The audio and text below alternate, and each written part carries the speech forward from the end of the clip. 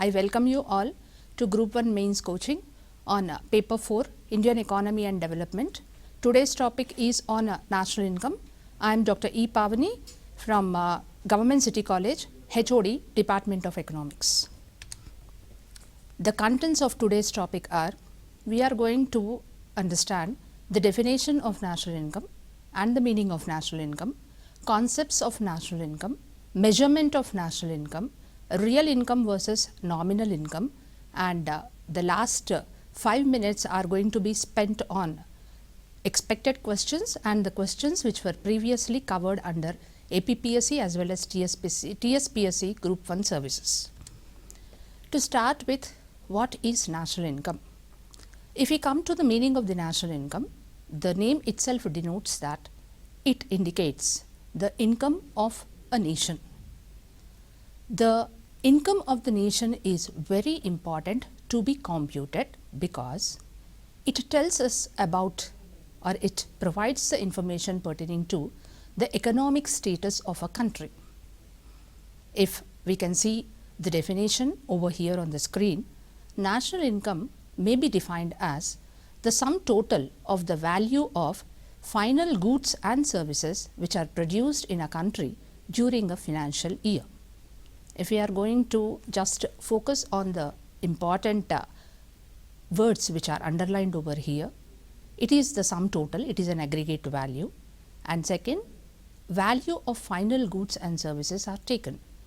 Goods and services are a part of economic system, and we classify goods and services into different categories.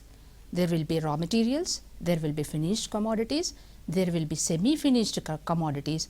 Likewise, different types of goods and services are available. But while computation of the value, we take only the final goods. What are these final goods? Final goods are readily consumable goods, and all the unfinished commodities and the raw materials are not taken into consideration during the process of computation. And the goods and services which are produced in a country during a financial year. We have a calendar year starting from January to December. We have a financial year in economics where we start from April 1st which ends on March 31st. So, a financial year is taken into consideration, final goods and services are taken into consideration, and the value of these final goods and services is computed. And after computation of the value of all the final goods and services, the aggregate of these values is added up, and that itself denotes the national income. And coming to the second part, we have the national income accounting. Accounting process is done by every individual who is in the process of doing business.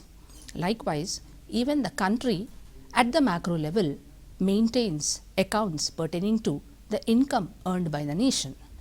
So, national income accounting can be defined as a bookkeeping system which the government uses for the purpose of measuring the level of country's economic activity during a given period of time. So, whether it is national income definition or the national income accounting definition, both these definitions are going to highlight the importance of national income in understanding the economic status of any country as such. If we go to the uses of the national income, what are the different uses of the national income? National income understanding helps in framing different policies pertaining to the economy. For the healthy process and running of any country or economic system, it is very essential that financially the country has to be strong.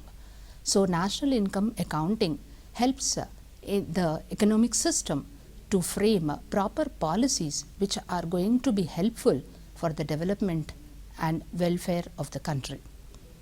Planning, economic planning. Economic planning is a process where we distribute the available financial resources for the purpose of attainment of different targets as per the objectives of the plans framed. We already have completed nearly 12 5-year plans so far. Of course, the planning commission was totally abandoned, and we have come now towards the new framework of Niti Aayog, but for planning we have to allocate resources for different sectors. So, in the process of allocation of resources also, national income provides an important base or support for proper allocation of the resources. Then economy's structure. So, for the purpose of building up the structure of the economy is made up of basically the primary sector, that is agriculture in the case of India, but industrial and service sector in the case of Western countries, and the second sector is industrial sector, and the third sector is the service sector. So, for the purpose of strengthening the economy's structure also, national income plays or gives a boost up for the purpose of strengthening the economy structure. Then for understanding the inflationary and deflationary gaps, inflation is an economic problem, likewise deflation also is an economic problem. Inflation refers to continuous or persistent rise in prices, deflation refers to reduction or continuous fall in prices. Whether it is inflation or deflation, both these economic problems are not good for the progress of the economic system. So, in order to avoid this inflation and deflation also, national income helps a lot, because through national income we can understand, estimate to how much there is inflation in the country and what is the extent or status of deflation in the country. By understanding the or estimating the extent of inflation and deflation, steps can be taken by the government for curbing or controlling these problems. Then for budget allocations also, the national income availability helps the government to frame proper budgetary policies. If we take up the national expenditure, which plays an important role in the growth and welfare of the downtrodden sections of the people in the society, there also for making proper expenditures in a proper manner, the national income status helps the government to take apt decisions which definitely are going to contribute towards the development of the economy as such and the betterment of the society. Distribution of income. So, depending upon the national income status, we can plan out how the income can be distributed amongst different sections of the society. The standard of living is another important aspect which can be known only through national income. If a country is earning huge amount of national income comparatively with the other countries in the world, we can simply state that the standard of living of such country is very high and the standard of living of the people or the residents of that country is very high. So, national income helps us in understanding, estimating the standard of living of the people. Then international comparison is another important part where national income is going to be of greater usage. These days of liberalization, privatization, globalization has made the world as small as a small village. The globalization aspect has made free transportations and made international transportations or international movement of goods, services and labor comparatively simpler. So, during this international movement of the factors of production, during this international movement of factors of production, comparison between different countries becomes quite important, and during the process of comparison, national income concept becomes the base for comparison related to the economic status of different countries. In this context, by knowing the national income, we can simplify the international comparisons. Whether these international comparisons are apt or not, but still national income provides us the availability or the possibility of making international comparisons. And for defense and development, soon after estimating the total national income of the country, we can take a decision as to how much share of the national income can be allocated towards the development purposes of the country and how much can be allocated towards the defense purposes, because for internal peace and external protection of the borders from the other external aggressions, it is very essential that the modern governments are going towards spending a good amount of the budget towards defense purposes. Then if we come to the case of India, who is responsible for the computation of national income in India? We have the Central Statistical Organization, which was established on 2nd May 1951 under the Government of India, under Ministry of Statistics and Program Implementation, where the job of Central Statistical Organization is to continue the process of computation of national income throughout the year. And all the national income statistics related to per capita income and other concepts of the national income are published through the Central Statistical Organization. And any kind of information by the domestic residents or maybe by the international residents can be had only from the publications of Central Statistical Organization. So the year of establishment of Central Statistical Organization was 1950 to 51. So if we just compare what was the status or what was the total national income in 1950-51 and national income, how it has increased to 21-22.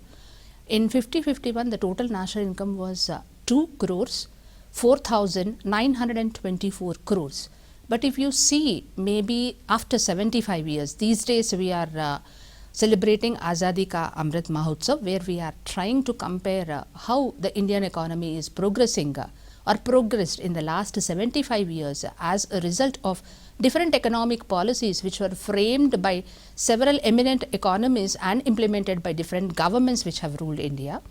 So the national income in 21-22, if you see, it has increased maybe by 500 times, 230 crores 230 lakhs 38,772 crores is the tremendous increase in the total national income.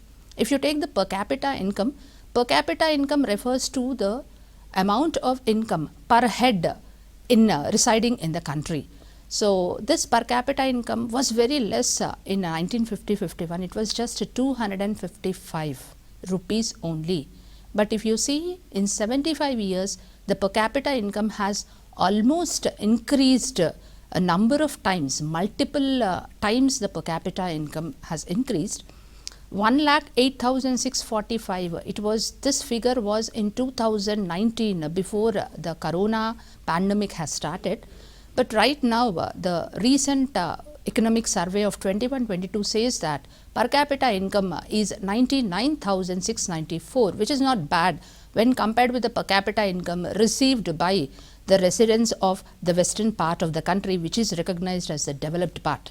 So in terms of per capita income also, Indian economy has made a great progress, where we have tremendously increased from hundreds of per capita income to maybe now nearly every person is earning or having or enjoying 1 lakh as per capita income. This shows that there is a tremendous growth, and all these growth aspects we are able to speak about depending upon the estimates of the national income and per capita income taken up by the and published by the Central Statistical Organization in the form of national income statistics. And the third important aspect over here for comparison is domestic saving rate. This saving rate is very essential for the purpose of understanding whether the country is progressing or not, because only through saving rate the rate of capital formation can be determined. So the domestic saving rate in those days was 8.6% of the entire national income, but today we can proudly say that domestic saving rate has increased to 28.2%, but still the saving rate is not that much satisfactory as it has to be, because for the purpose of attaining the capital formation in India equivalent to the capital formation of the western countries, the domestic saving rate should be more than 32%.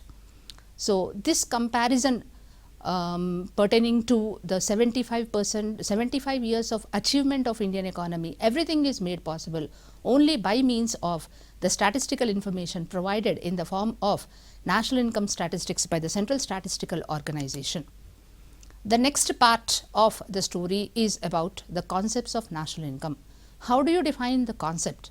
Basically, just as there are different forms for a particular aspect, in the same way, national income, if you take as a topic, we have different concepts, different forms of the national income can be called as the concepts of national income. If you take the first concept, gross national product, this is the first concept of national income, where the formula shows as C plus I plus G plus X minus M. C here stands for total consumption of the residents living in the economic system. I stands for total investment. Investment here belongs to the investment of the public sector as well as the private sector. G stands for government sector's expenditure, and X minus M, X refers to the exports and M refers to the imports. If the foreign sector is included and the total national income is computed, it is called as gross national product. Gross national product in simple terms can be called as national income giving importance to the ownership aspect. What do you mean by ownership aspect? Our laborers these days, as a part of globalization, are moving very freely towards the other part of the world and settling mostly in the form of software engineers and in the best jobs available in the rest of the world. So, these people will be earning huge amounts of foreign exchanges in the form of salaries, and out of their total earnings they will be spending a part to the domestic country to which they belong, exactly to India. So, such receipts, if they are included in the national income, it becomes your gross national product. So, national income computed through the ownership aspect can be called as gross national product, or in simple terms we can say that if the foreign sector is going to be included in the computation of the national income value, then it becomes the concept of gross national product. The second concept is gross domestic product, where the X minus M, that is exports minus imports part, is totally removed. That is, neither exports are taken into consideration nor the imports are taken into consideration. Only consumption plus investment plus government spending or expenditure and consumption, whatever it may be, is taken into consideration for the purpose of computation of the value of the national income. If the goods which are utilized by the consumers in the consumption category, the value is added with the investment goods, is added to the government sector's goods, then it becomes your gross domestic product. And this gross domestic product gives importance only to the geographical location, that is, it gives importance only to the place where the goods and services are produced. We simply call it as indigenous kind of production. When taken into consideration and computation is done, it denotes gross domestic product. Then we have the third form of national income, net national product, which is equal to gross national product minus depreciation. The concept of depreciation helps us in understanding the wear and tear of the machinery. Wear and tear of the machinery here indicates if we are going to employ big machines with 50 years of living capacity or life period, every year due to wear and tear, that is nothing but your continuous usage of the machinery, the value or the capacity or the production of that particular machine goes on decreasing.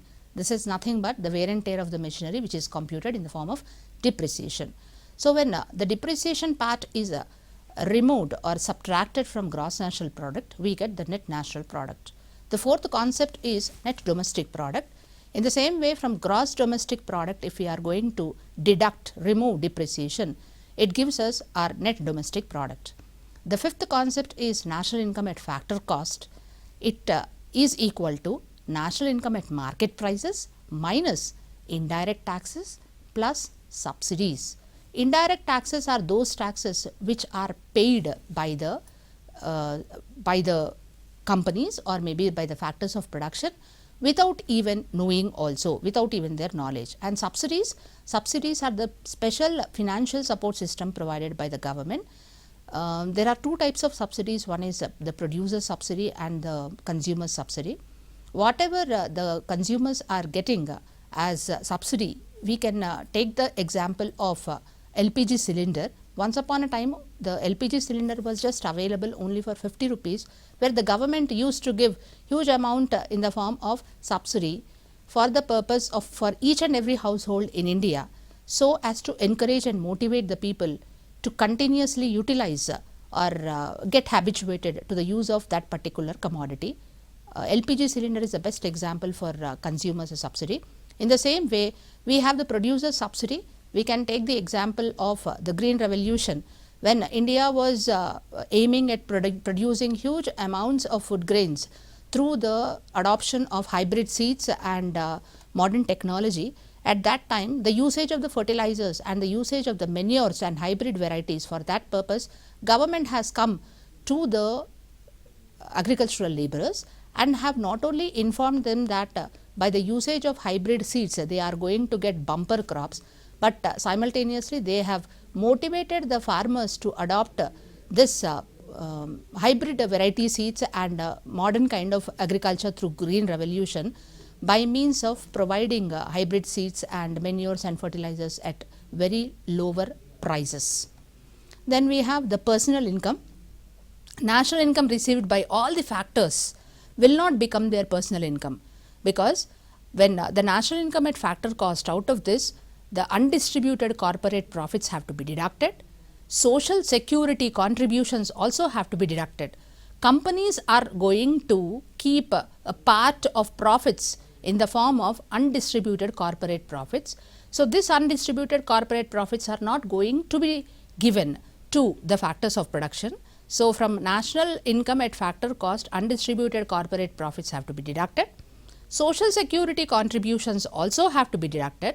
Social security contributions are nothing but the contributions made by the company for improving the welfare of their employees, like ESI and medical free medical facilities which are provided to the employees.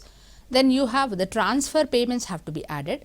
Transfer payments is a new concept which tells us about how the government transfers a part of the national income to the downtrodden sections of the society in the form of unemployment doles, in the form of scholarships to the people, in the form of old age pensions. Such kind of payments made by the government to special sections of the society who cannot earn or are not indulging in production activities are called as transfer payments. Then interest on public debt. Government also provides or gives debt to the other countries of the world where the government earns interest, and this interest has to be added to the personal has to be added to the national income at factor cost to get personal income. So, gross national product first concept, gross domestic product second, net national product third, net domestic product is the fourth concept, national income at factor cost fifth concept, personal income is the sixth concept. Seventh, disposable income. As the term itself suggests, the income available to the human beings or the individuals for the purpose of disposing at their hands is called as disposable income. The entire personal income received by the individuals cannot be disposed of by him, though he will be having that willingness or maybe the desire to spend the entire income earned, because out of the personal income earned, the personal taxes have to be deducted. This is one formula. Or disposable income can also be expressed as consumption plus savings, that is, after paying the personal taxes, whatever income is available, he spends in the form of consumption and in the form of savings. Then you have the next concept, that is the eighth concept, per capita income. Per capita income is the direct measure for standard of living of the people. It is computed through the formula national income by population. Total national income when divided by the total population gives us the per capita income. Then the ninth concept is national income at current prices. So, for the purpose of computation, Central Statistical Organization utilizes both these methods, that is current prices method and constant prices. So, national income computation, when current prices are used, then such a national income value is called as national income at current prices. Then we have the constant prices. For the purpose of making comparison over years or maybe decades or between years, that is, if we want to compare between two decades in 2010 and 2020 over a 10-year period, in order to understand whether there had been an increase in national income or decrease in national income, we go for the 10th concept, that is national income at constant prices. So, what are these constant prices? Out of the total period of comparison, one year is selected as the base year or the special year, and while selecting this base year, usually precautions are taken to check whether the year had been a very normal year without any kind of natural calamities or unseen, unforeseen or unexpected happenings. So, such a year is taken as a base year, or the prices prevailing in that particular base year is taken or are taken as constant prices for the purpose of computation of national income for the entire 10-year period, or for the purpose of making a comparison between the decadal growth rate of the national income.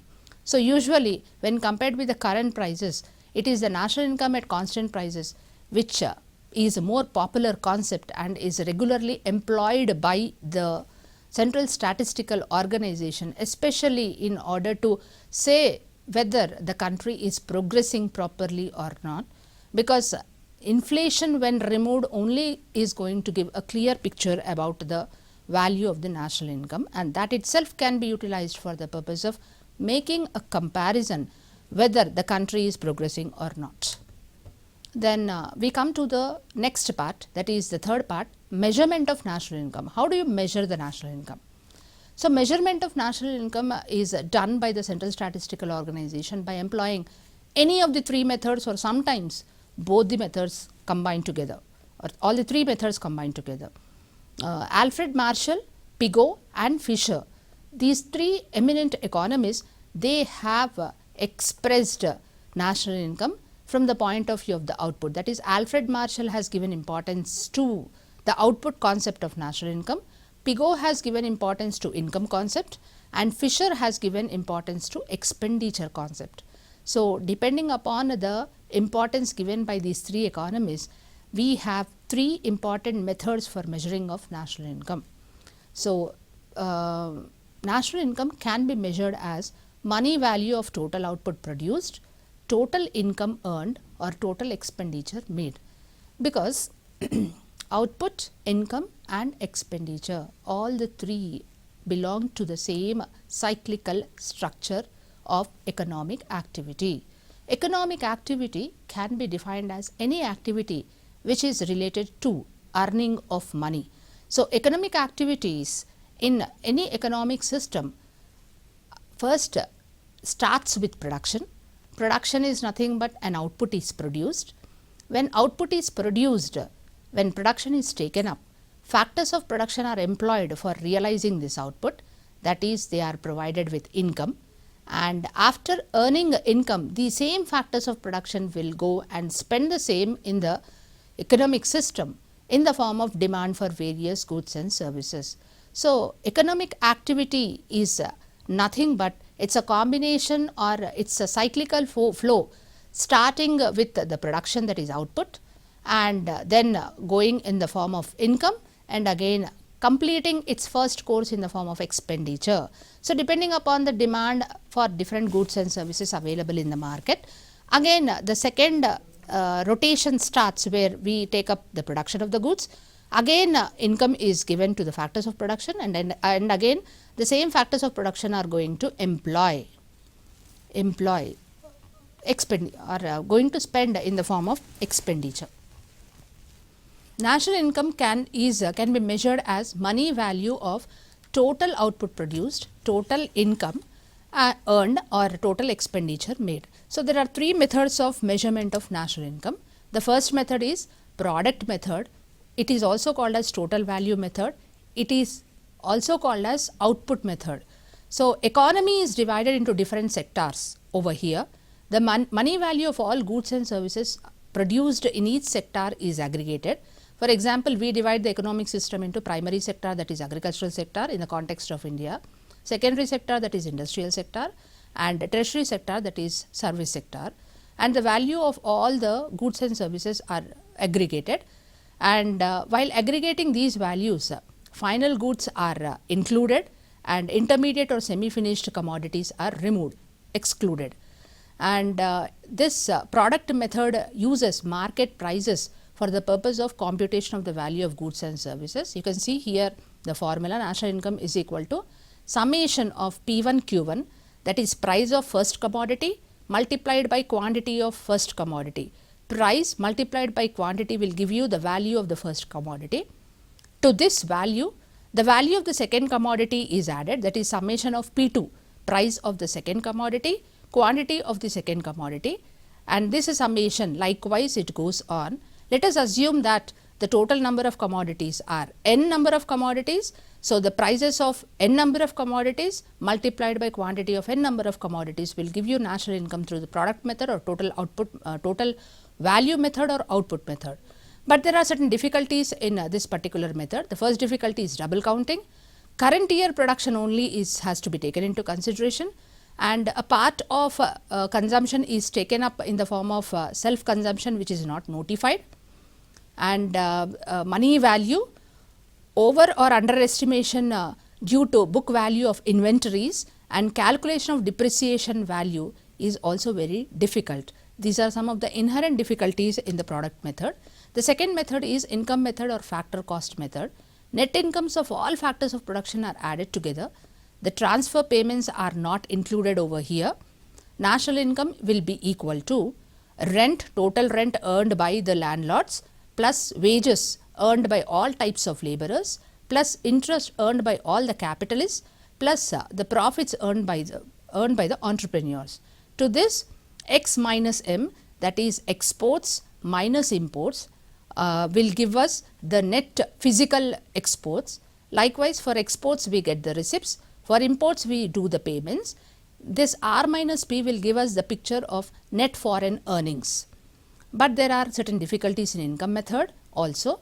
Transfer payments computation is very difficult, and the government may not be able to maintain the detailed aspects pertaining to the transfer payments, and still people doubt whether the transfer payments have to be included in the income method or not. Income which is earned through illegal activities may be cannot be included in the income method of computation. And there are unpaid services. Unpaid services, our great mothers do so much of service in each and every family, but their services are left unpaid. So, such type of services also are helping the other members of the family to take up productive activities. So, unpaid services are removed, and capital gains or losses, income of self-employed persons, wages and salaries paid in kind. Expenditure method, under this total expenditure method, the entire expenditure made by the society in a particular year is aggregated. National income is equal to private consumption expenditure, I stands for investments or business expenditure, F stands for net expenditure in the foreign sector, and G stands for your government expenditure. Expenditure of all the sectors together will give us national income through expenditure method. Difficulties are expenditure on old financial assets should not be included, expenditure on second hand goods cannot be notified, expenditure on intermediate goods also cannot be listed out anywhere. It is very difficult to understand who is spending on what, or it is very difficult to obtain data pertaining to the expenditures made by different sectors. If we come to the difficulties of the measurement of the national income, in India we face so many difficulties. The first one is non-monetized transactions. Many of the transactions even today also go under the non-monetization only. Certain payments are made even in kind also, certain exchanges are taken place without the notice of the government or without any kind of recording.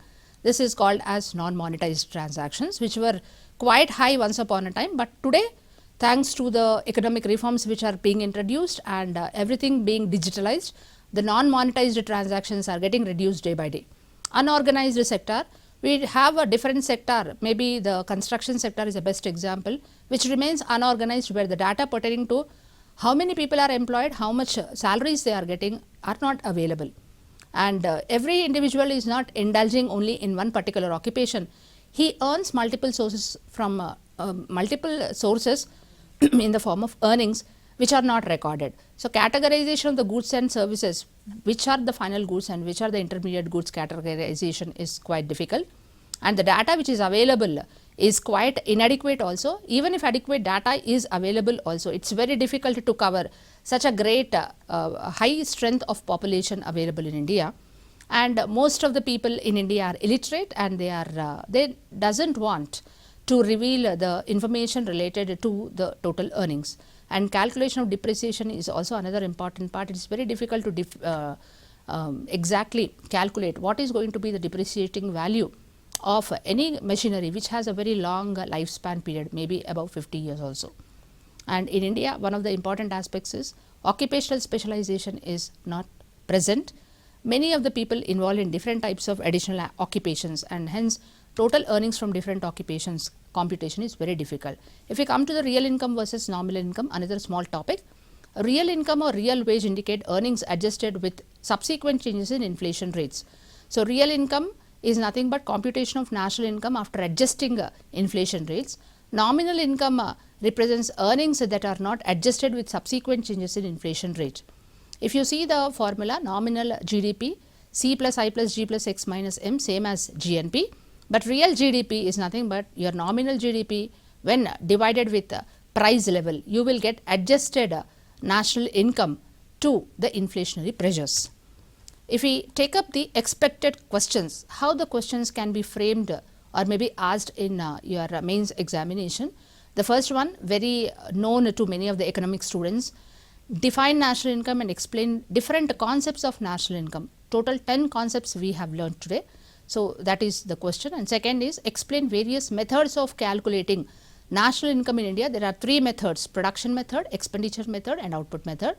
Explain the difficulties in the estimation of national income in India. What are the various difficulties faced by Central Statistical Organization in the computation of national income in India? And discussion part of questions are very, very important. You can see over here, national income concepts are indicators of economic development. Please discuss.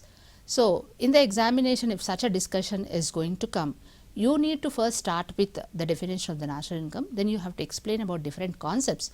Then you have to add up the contemporary aspects of those concepts, that is, how much is the gross national product, how much is the gross domestic product, how much is the per capita income, how much is the real income, how much is the nominal income, which is the base year which is now utilized for the purpose of computation of the national income.